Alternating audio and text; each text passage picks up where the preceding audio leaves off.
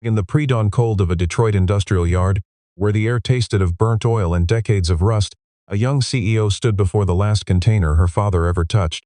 She signed the destruction order without hesitation, a clean line through the past. But as the overhead crane swung the engine from its steel tomb, the single father working nearby went completely still. He recognized what hung before him in the gray morning light, not scrap metal, but the prototype that had vanished from every engineering record in America 10 years ago. And her father had never failed. If you have ever been written off because of where you came from or because you stayed quiet when the world expected you to fight back, this story will reach somewhere deep. The salvage yard stretched across 4 city blocks on the western edge of Detroit, a place where the bones of American industry came to be forgotten. Steel carcasses of stamping presses and cylinder heads sat in rows under a pewter sky, frost glittering on their surfaces in the thin November light. The facility belonged to a liquidation firm that had contracted to handle the bankruptcy estate of Hale Dynamics, one of the most talked-about engineering companies of the previous decade, now reduced to a line item in a court dossier. Workers in orange vests moved between aisles with clipboards, marking lots for shredding, the mechanical grinder at the far end of the yard already groaning to life. This morning was the final day of clearing, and everything that remained would be gone by noon. Catherine Hale arrived at 7:45 in a dark wool coat, her breath making small clouds in the cold. She was 27 years old and carried herself with the deliberate control of someone who had been managing other people's discomfort since she was a teenager. As the sole heir and newly instated CEO of what remained of Hale Dynamics, she had spent the past 14 months doing the one thing her father had never been willing to do, making hard decisions without sentiment. The press had been merciless when her father, Roland Hale, had died 18 months earlier, cycling through the same set of obituary phrases: visionary, reckless, cautionary tale. One business journal had simply called him the man who burned $1 billion chasing a dream he never proved. Catherine had read that line once, set the magazine down, and never read it again. The last container held components from Project Prometheus, her father's defining obsession and, in the opinion of almost everyone who had followed the company's collapse, the direct cause of its destruction. Engineers, investors, and analysts had dissected the failure for years. The conclusion was always the same: Roland Hale had poured 12 years of capital and credibility into a propulsion system that could not work, and when the money ran out, he had taken the company down with him. Catherine had heard this story so many times that it no longer felt like grief, it felt like weather, something cold and permanent that she had simply learned to dress for. She signed the destruction authorization at 8:03, handed the clipboard back to the site manager, and turned toward her car. 3 rows over, Wyatt Mercer was lying on a creeper board beneath the differential housing of a 1984 cab-over truck he had been commissioned to restore for a private collector.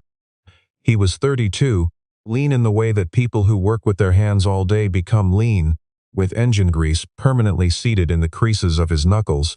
His tools were organized with a precision that looked out of place for a man operating out of a rented bay in an industrial salvage yard, calipers beside socket sets, torque specs handwritten in a small notebook he kept in his breast pocket.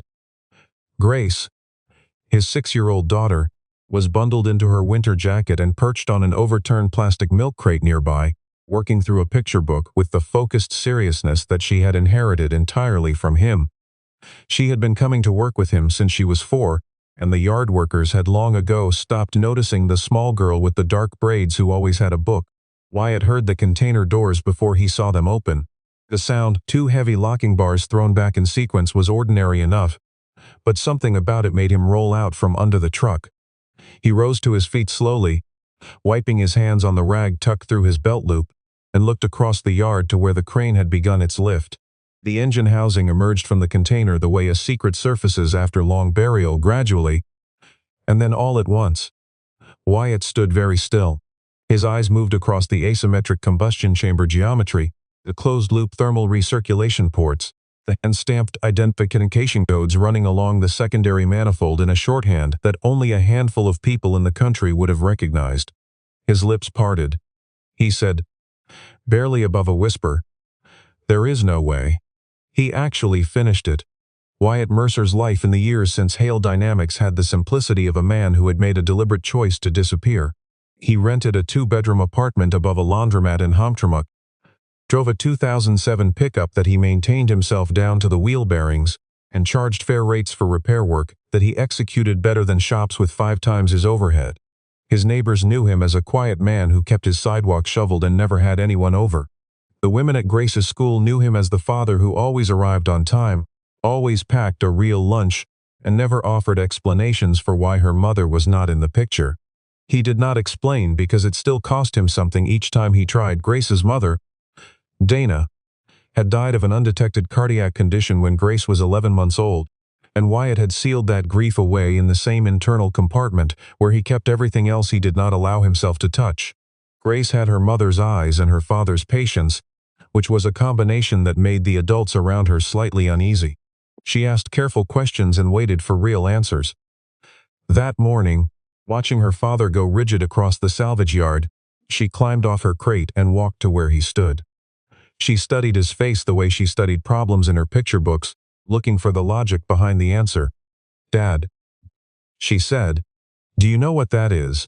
Wyatt put one hand briefly on the top of her head, the way he did when he was buying time, and said they needed to get back to work. Grace looked at the engine housing for another 3 seconds, then walked back to her crate. She had learned not to push before he was ready. The reason Wyatt recognized the prototype had nothing to do with salvage work. 12 years earlier, he had been 20 years old and 3 semesters into a mechanical engineering program at Wayne State on a partial scholarship when he had sent an unsolicited analysis of a published thermodynamic paper to the research division of Hale Dynamics. He had not expected a response.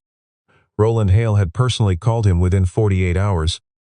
Within 6 months, Wyatt had taken a leave of absence from school and was working as the youngest member of Project Prometheus's core team, a small group of engineers who understood that what Roland was building was not simply a better engine, but a closed-loop thermal recovery system that could recapture and convert waste heat at efficiencies the industry had not come close to achieving. The implications were significant enough that Roland had kept the core team deliberately small, communicating outside the main company channels, compartmentalizing the work in ways that even his senior staff could not fully map. Wyatt had spent 2 years on that project, and they were the 2 best years of his working life. Then the shutdown came.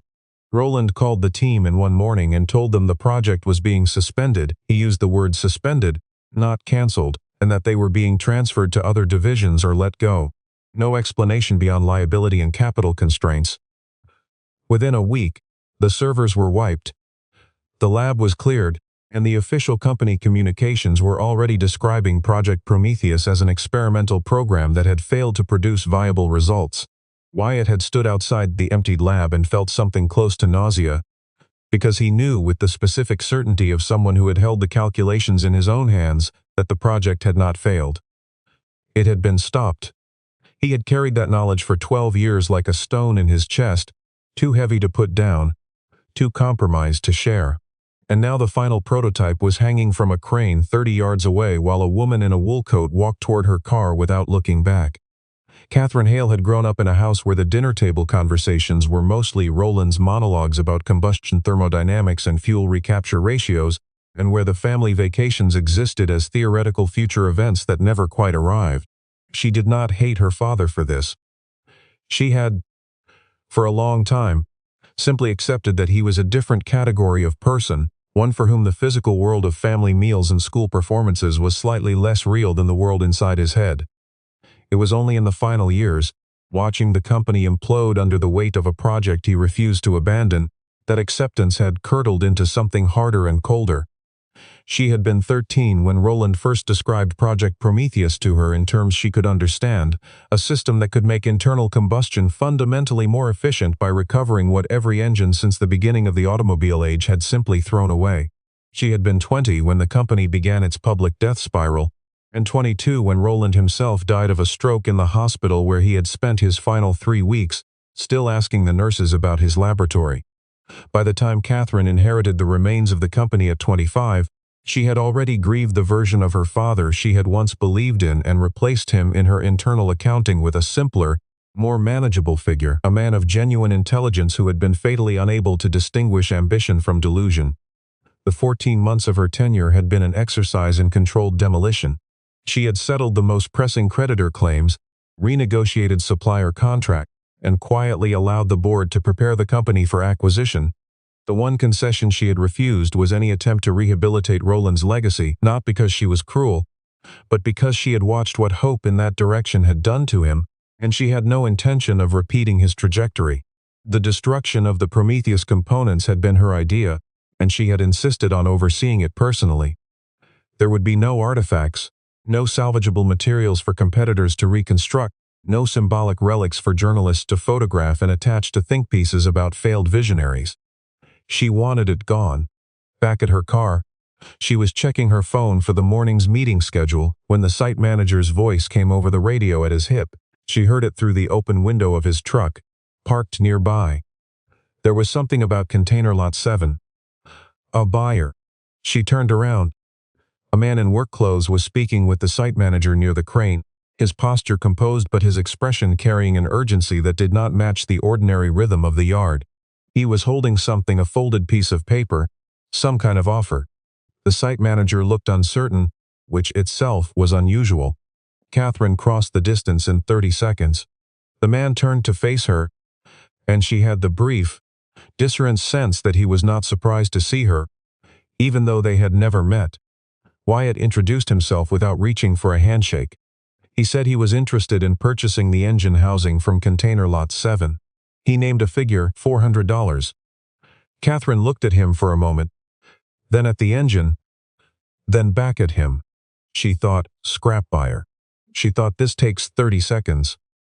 She said yes.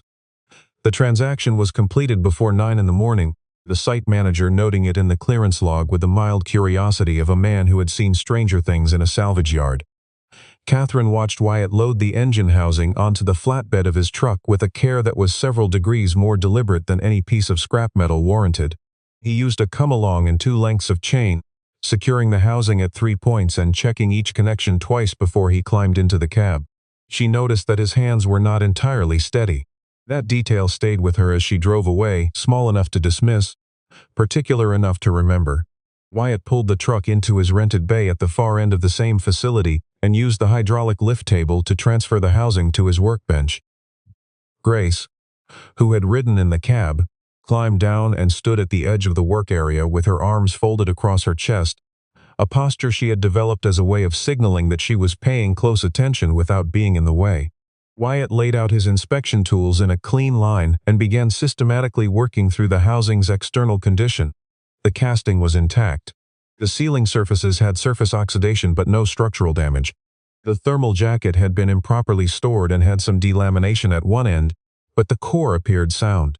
The more he examined it, the more his initial recognition deepened into something more complicated. This was not simply a prototype.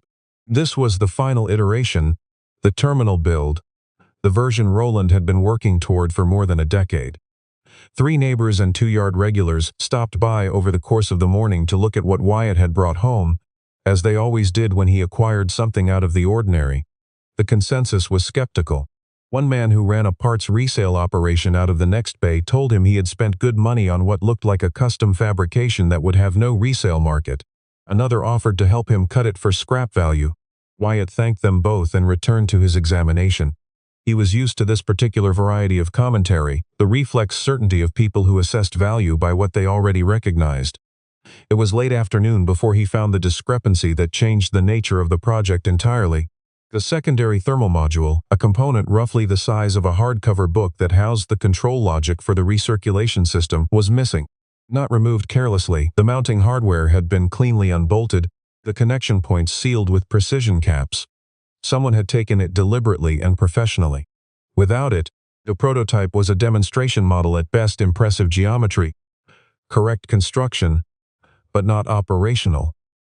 Wyatt sat back on his stool and thought about who had possessed the access and the knowledge to perform that removal, and only one name came to the front of his mind. He was running a swab over the inner face of the control housing when he noticed the engraving. It was shallow and deliberate, cut into a surface that would not have been visible until the housing was fully disassembled, no more than 2 inches of hand-cut text in block letters. He angled his inspection light toward it and read the words once, then a second time, with the specific stillness that accompanies the moment when a long-held suspicion stops being a suspicion. The engraving read, "If they erase me, finish it." He set down the swab very carefully. He sat with those 5 words for a long time before he said anything at all. Project Prometheus had begun, in Roland Hale's private notebooks, as a question that a second-year engineering student would have been embarrassed to ask aloud. What happens to all the heat that conventional engines discard? The answer was well understood. The majority of the chemical energy in liquid fuel was released as waste heat through the exhaust and cooling systems, representing a fundamental inefficiency that the automotive industry had essentially accepted as the cost of doing business. Roland had not accepted it. Over a period of more than a decade, he had assembled a research team to develop a system he called a closed-loop thermal recovery architecture, a method of capturing exhaust side heat at the molecular level, converting it through a series of phase-change materials and thermoelectric arrays, and reintroducing the recovered energy into the combustion cycle. The efficiency implications were not incremental. They were transformative. Independent projections from 2 of the engineers on the project, including Wyatt, in a private technical memo he had written at age 21, suggested that a fully realized implementation could achieve thermal efficiencies that would make current electric drivetrain technologies look, in direct comparison, like an intermediate step rather than a destination. The reason this was dangerous was not technical. It was economic. The capital held in battery supply chains, charging infrastructure investments, and fuel cell research pipelines across several major corporate interests represented hundreds of billions of dollars of committed money. A technology that rendered the core assumptions of those investments obsolete would not have been welcomed. Wyatt had understood this in the abstract when he was working on the project.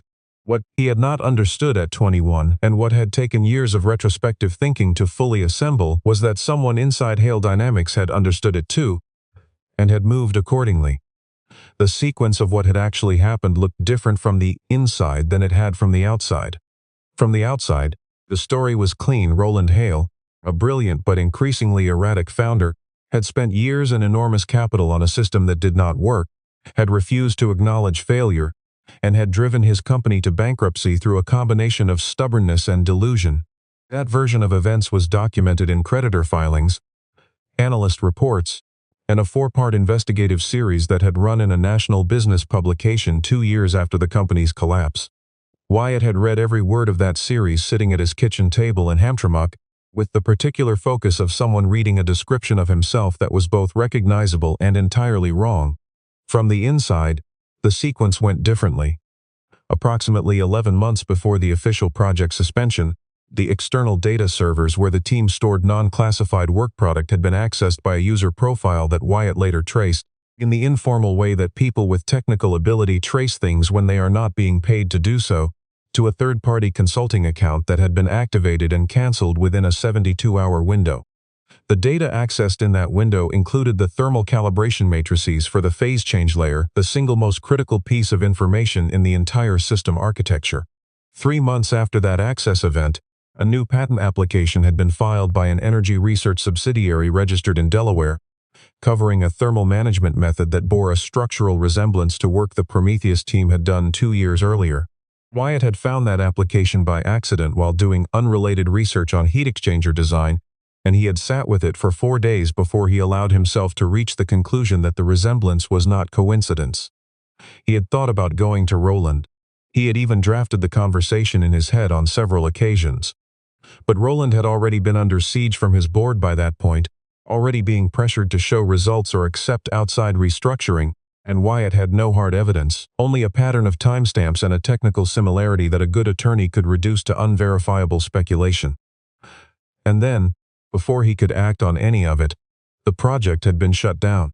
3 weeks later, Wyatt had been handed a severance check and walked out of the building by security, the same as everyone else. The engraving in the control housing changed everything, because it meant Roland had known.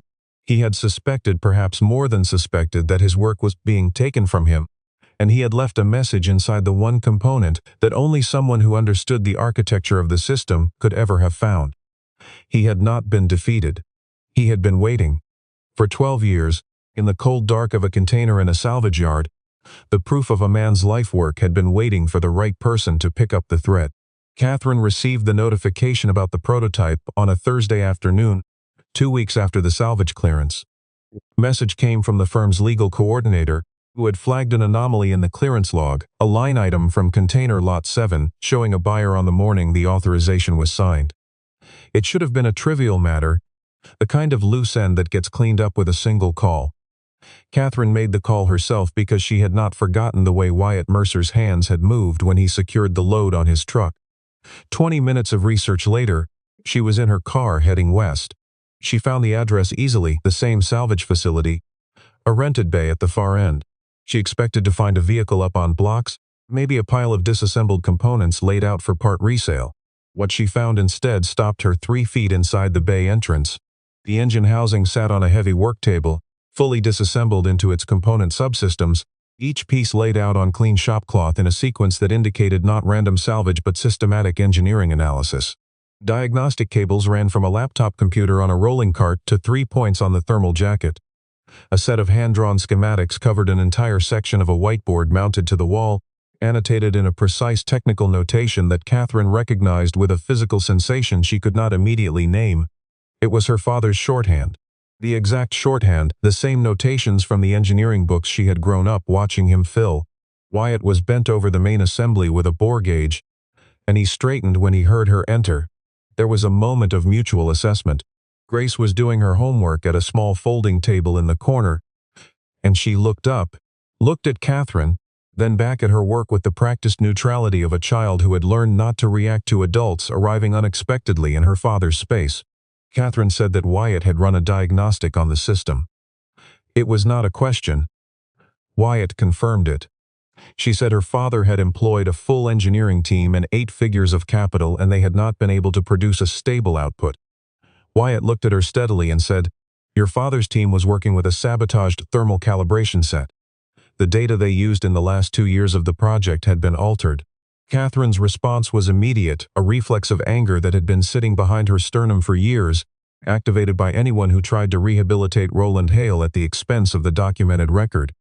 She said that was not a credible claim. She said the failure was verified and exhaustively reviewed. She said he should be careful about making accusations he could not substantiate. Wyatt did not raise his voice. He crossed to the whiteboard, uncapped a marker, and drew a single diagram, the thermal calibration curve as it had existed in the original project data, and beside it, the curve as it had appeared in the final testing records that formed the basis of the official failure determination. The difference between the 2 lines was small. It was also sufficient to cause every validation test in the program to fail. He circled the divergence point and set the marker down. Catherine stood very still, looking at the 2 curves, and the anger was still present, but it had developed, in the past 30 seconds, a small structural fracture. Sebastian Cross had occupied the position of Chief Operating Officer at Hale Dynamics for 9 years, having joined the company when Roland had been at the peak of his credibility and stayed, with the flexibility of a man whose own interest remained consistently aligned with whatever the situation required, through the entire arc of the company's decline. He was 51, possessed of the particular smoothness that accrues to people who have spent decades navigating corporate politics at the level where favors are currency and documentation is liability. The board regarded him as a stabilizing force. The acquisition partners valued his continuity knowledge. Catherine tolerated him because removing him during active negotiations would have created complications she did not currently have the bandwidth to manage. What no one in the current corporate structure knew, what only a small number of people had ever known, and fewer still were in a position to prove, was that Sebastian Cross had spent the summer of the year the Project Prometheus servers were accessed having a series of private meetings with the executive leadership of a company called Meridian Energy Systems. Meridian had been a mid-tier player in the thermal management space at that time, holding a defensible but not dominant position in the commercial vehicle sector. 2 years after those meetings, Meridian had filed a patent for a thermal recovery method that bore a structural resemblance to work the Prometheus team had completed years earlier. 3 years after the filing, Meridian had been acquired by a major European conglomerate for a figure that made the transaction one of the more notable clean energy deals of that decade.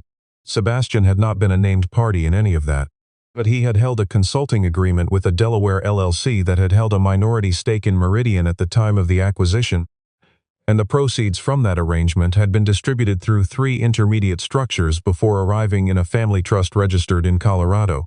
He had believed, for 9 years, that the architecture of this arrangement was sufficiently layered to be effectively untraceable.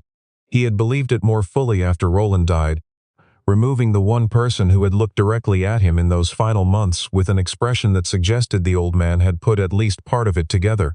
And he had believed it still, with the automatic confidence of someone who has never been seriously challenged, until his assistant flagged an item in the clearance log. The final Prometheus prototype had been purchased from the salvage facility rather than destroyed.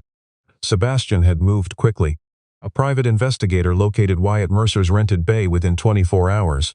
The instruction passed through a contracting firm he had used before for what the invoices described as competitive intelligence support was straightforward. Retrieve the housing and any associated documentation, and do it quietly. The men arrived at the salvage yard on a Wednesday night, well after midnight. They forced the bay door and took the laptop. They took the hand-drawn schematics from the whiteboard. In the process of moving quickly through the space, one of them knocked a metal storage shelf into the propane fitting on the bay's portable heater, and by the time anyone noticed the smell, a section of the back wall was burning. The fire department contained it to the bay and the adjacent storage area. Wyatt had been called by the yard's night security at 2 in the morning and arrived to find Grace beside him in the truck's cab. She had been at his apartment, and he had not been willing to leave her with anyone at that hour, just in time to see the fire crew pulling back from a structure that was no longer in danger but was no longer whole. Grace stood beside him holding his hand, looking at the damaged bay without crying.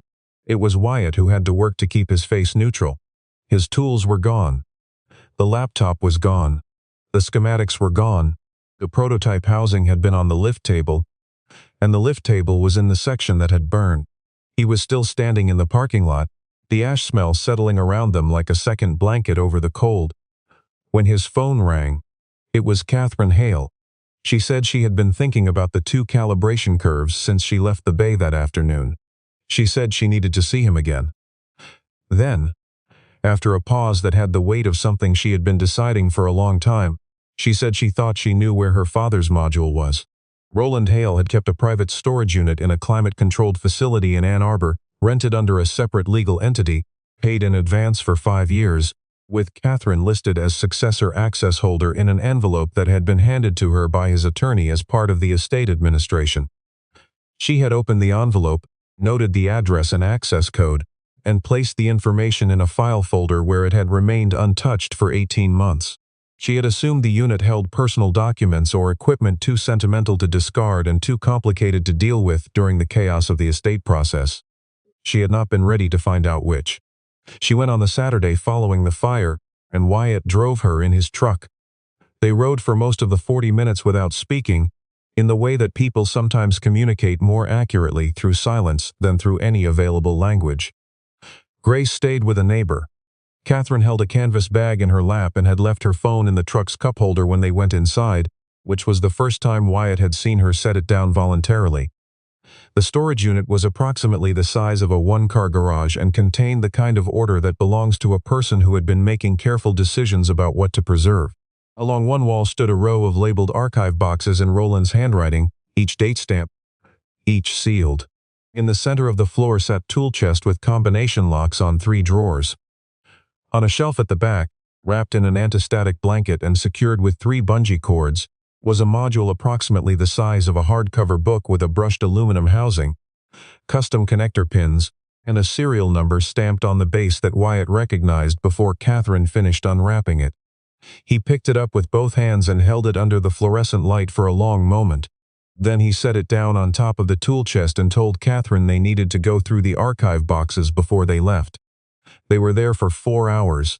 The boxes held 12 years of project documentation, primary test data, handwritten derivations, calibration logs, supplier correspondence, and 4 external hard drives sealed in individual plastic cases. But it was the video file on the 3rd drive, labeled only with a date that was 3 weeks before Roland's stroke, that made Catherine stop being careful about her face. The recording was 41 minutes long and had been made on a camera mounted on a tripod in what appeared to be this same storage unit. Roland Hale, visibly thinner than Catherine remembered him, with the specific tiredness of someone who has been under sustained pressure for a long time, sat in front of the camera and spoke quietly and methodically about Project Prometheus, about what he had built, about what he had come to believe had been done to it, and about why he had continued to work in private after the official shutdown. He named Sebastian Cross once, with the care of a man who understood that precision was more useful than emotion. He said, "If you are watching this, something has happened that I could not prevent. But the work is real. The work is complete. And whoever is watching this, if they understand what they are holding, they will know what to do." Catherine sat on the floor of the storage unit after the recording ended and did not speak for a long time. Wyatt sat on an overturned box nearby and let the silence continue, because there was nothing to say that would have been more useful than time.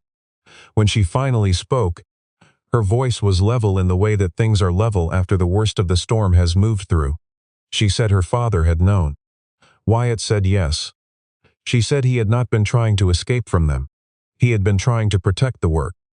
Wyatt said he thought that was right. She was quiet for another moment, then she stood, tucked the control module under her arm, and said they had a lot of work to do. They worked for 3 weeks. The new bay, rented at a different facility across town, had better ventilation and better lighting, and the equipment Catherine funded brought the workspace up to a standard that Wyatt had not operated in since his years at Hale Dynamics. Between the documentation from the archive boxes, the control module, and his own detailed memory of the project's technical architecture, the reconstruction moved faster than either of them had expected. The thermal calibration matrices were rebuilt from the primary data rather than the corrupted version. The phase change layer was re-indexed against the original derivations. The control module's firmware was verified line by line against Roland's handwritten logic trees.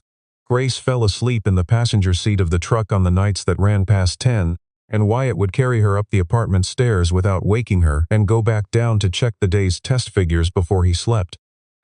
Wyatt and Catherine said almost nothing that was not technical for the first 2 weeks. And then, in the third week, they started talking in the margins about Roland, about what they had each understood of him separately and failed to share, about the gap between the person the world had decided he was and the person the archive boxes proved he had been. Catherine told Wyatt about the vacation that had been planned and canceled every summer for 6 years. Wyatt told her about the morning Roland had called him at 7 in the morning to talk through a thermal boundary problem, and how, at the end of an hour-long conversation, Roland had asked him whether his scholarship application had come through, because he had written a supporting letter and wanted to know if it had helped. Catherine had not known about the letter. The acquisition offer for Hale Dynamics had been formally submitted on a Tuesday, with a 30-day response window attached. The acquiring party was a holding group with documented ties to the same sector where Meridian Energy Systems had once operated, a connection that Catherine had noted and spent several days deciding what to make of. Sebastian had presented the offer to the board with the practiced neutrality of a man describing facts rather than advocating for outcomes, although his advocacy was present in the framing of every sentence he chose. The board had responded with the cautious enthusiasm of people who have been managing decline long enough to recognize a dignified exit when one is offered. The vote had been scheduled for the final day of the response window, a Thursday morning at 9 in the company's downtown conference facility. Catherine arrived at 8:55 with Wyatt beside her. He was wearing clean work clothes, a dark canvas jacket over a gray shirt, no visible grease, though anyone paying close attention might have noticed the permanent stain at the base of his left thumbnail that no amount of cleaning entirely removed. He was carrying a hard-sided equipment case. Catherine carried the 4 external drives from the archive and a printed summary document her attorney had reviewed the previous evening. She had not told Sebastian or the board that she was bringing anyone. She had not told them what she intended to present. She had simply confirmed her attendance. The conference room held 22 people, board members, legal representatives, the acquisition team and their advisors, and Sebastian, who was at the far end of the table and who registered Wyatt's presence with a stillness he controlled within 2 seconds, but which Catherine, who was watching for exactly that response, clocked without any visible reaction of her own. She introduced Wyatt to the room as a former project engineer from Hale Dynamics with material technical information relevant to the company's current valuation, and she said she would need 20 minutes. There was polite skepticism, which she had expected, and a brief sidebar between Sebastian and one of the acquisition team's legal advisors, which she had also expected. The board chair, a 63-year-old man named Franklin Doyle who had been a genuine friend of Roland's before the company's troubles had made friendship complicated, nodded at her and said to proceed. Wyatt set the equipment case on the table and opened it. The prototype had been rebuilt to operational specification on a compact test rig that fit within the case dimensions. It was not a full-scale demonstration. The configuration was not suited for that, but it was sufficient. He connected the diagnostic output to the conference room's display system and powered the unit on. The room was quiet in the way rooms become quiet when the people inside are not yet sure whether they are witnessing something or nothing. The thermal sensors came online. The phase change layer began its cycle. The efficiency curve on the wall display climbed past the threshold that current hybrid technologies achieved and kept climbing. One of the acquisition team's engineers, a man who had been sitting with his arms crossed throughout the morning, slowly unfolded them and leaned forward. Another engineer picked up her phone, then set it down without making a call, which was its own kind of acknowledgement. Wyatt spoke for 11 minutes. He explained the system architecture without simplifying it, using the full technical vocabulary, trusting the engineers in the room to follow and the others to understand from the numbers on the display that what they were seeing was real. He explained the closed-loop thermal recapture methodology, the phase change conversion layer, and the efficiency figures across the operating range. Then he put up the data comparison, the original calibration curve and the altered one, and explained, in the same quiet register he had used throughout, what the difference between those two lines meant, and precisely when it had appeared in the project record. He named Sebastian Cross. He referenced the patent filing timeline. He presented the data access logs from the server breach 11 years earlier. Sebastian stood and began saying something about unverified data and defamation liability, his voice carrying the slightly elevated pitch of a careful man who has just realized the structure he has trusted for a decade has a load-bearing failure at its foundation. Catherine let him speak for exactly 15 seconds before she placed the printed summary document in the center of the table, stood, and said, in a voice that was completely clear and without heat, "My father did not fail. He was robbed, and I have brought you the proof of both."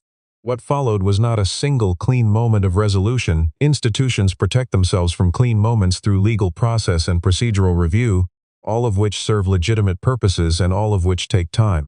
But the sequence of consequences that began in that conference room moved with the particular momentum of disclosures that are both technically verifiable and institutionally embarrassing, which meant it moved faster than comparable matters usually do. Sebastian Cross was placed on administrative leave by the board within 72 hours, pending formal review. The review engaged outside counsel, which engaged a forensic accounting firm, which began the work of unspooling the consulting arrangements and the Delaware LLC and the family trust registered in Colorado. The acquisition offer was withdrawn by the acquiring group 2 weeks later, a decision made with a terseness that confirmed what Catherine had suspected about the link between the acquiring party and the interests that had originally moved against the project. 3 separate attorneys contacted her office within the month representing parties with standing to intervene in what was developing into a multi-jurisdictional inquiry. She retained her own counsel and cooperated with the aspects of the process that served the company's interests. The press coverage, when it came, had the quality of a narrative reversal that journalists find compelling. The disgraced visionary vindicated, the hidden antagonist revealed. The daughter who had believed the worst about her father forced to revise everything she had used to organize the preceding years of her life. Catherine gave one interview to a technical publication that had covered Hale Dynamics throughout its history, in which she spoke carefully about her father's work and declined to characterize the situation as a personal triumph. She said the company intended to develop the prototype technology through a formal research partnership. She said she wanted the record corrected because accuracy mattered, not because she needed the world to apologize. Wyatt was offered a position 3 times, once by Catherine directly, once by the board through an intermediary, and once by one of the engineers who had been in the conference room that Thursday morning and who had since made calls to people who made calls to people. He declined each offer without drama. He was not ungrateful for them. He understood that the people extending the offers believed they were giving him something he wanted, and the confusion was sincere, and he did not hold it against any of them. He simply understood the difference between the work he had loved, the actual problem-solving, the early morning calibration runs, the notebook full of handwritten derivations, and the work that came after it in most institutional settings, the meetings and the org charts and the management of other people's expectations. He had no desire to trade the first category for the second. Catherine drove out to the new bay to see him in person after the third refusal. She arrived without a prepared agenda, which she recognized as something she was not practiced at. They stood on either side of the workbench where the prototype had been reassembled for one of its last times in that space, and she asked him, without framing or lead-up, why he had gotten involved at all. He thought about it for a moment, not performing the consideration but actually having it.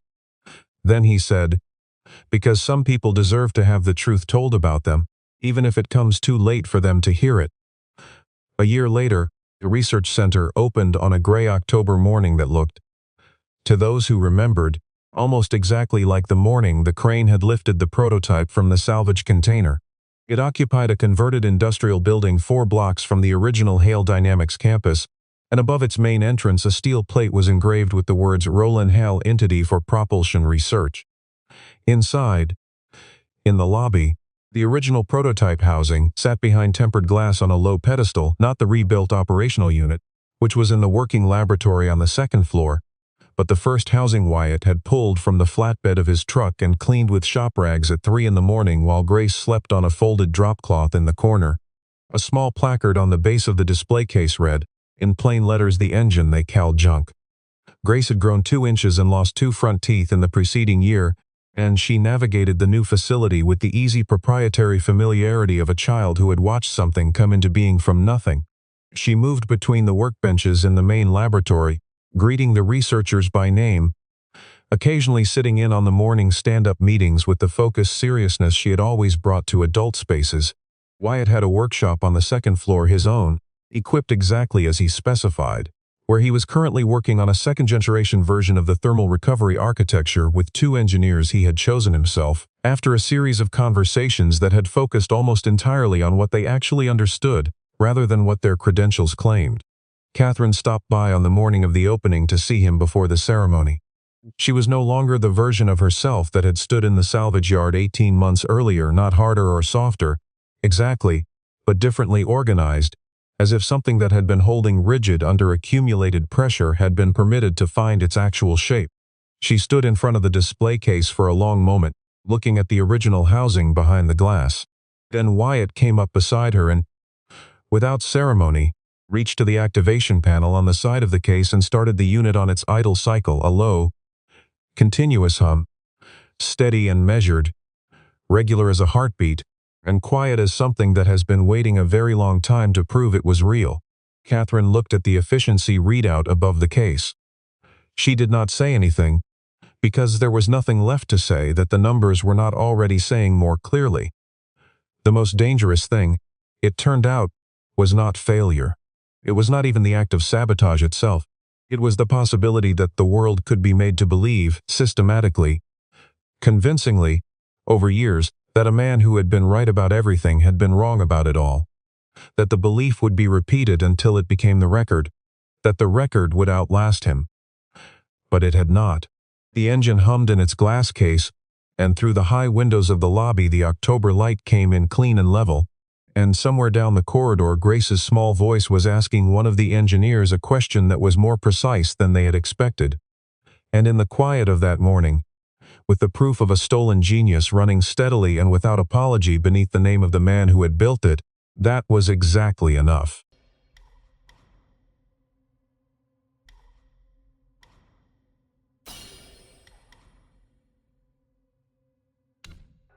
All right. What's up, Notorious? How you doing, bro? Love you, dude. How's your day going?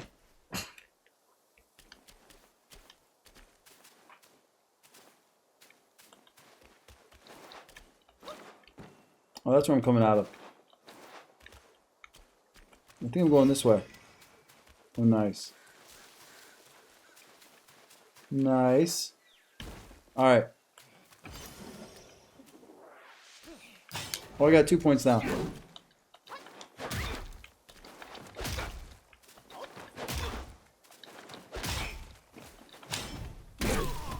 Let's fucking get it. I'm doing good today, my brother. Thank you for asking.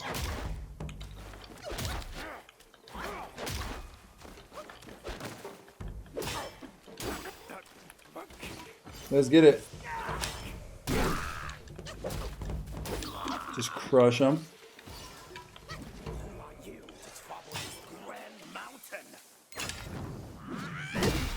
Let's go. Moving fast too. Hell yeah. I started an hour 40 minutes ago. Oh hell yeah. Hell to the yeah.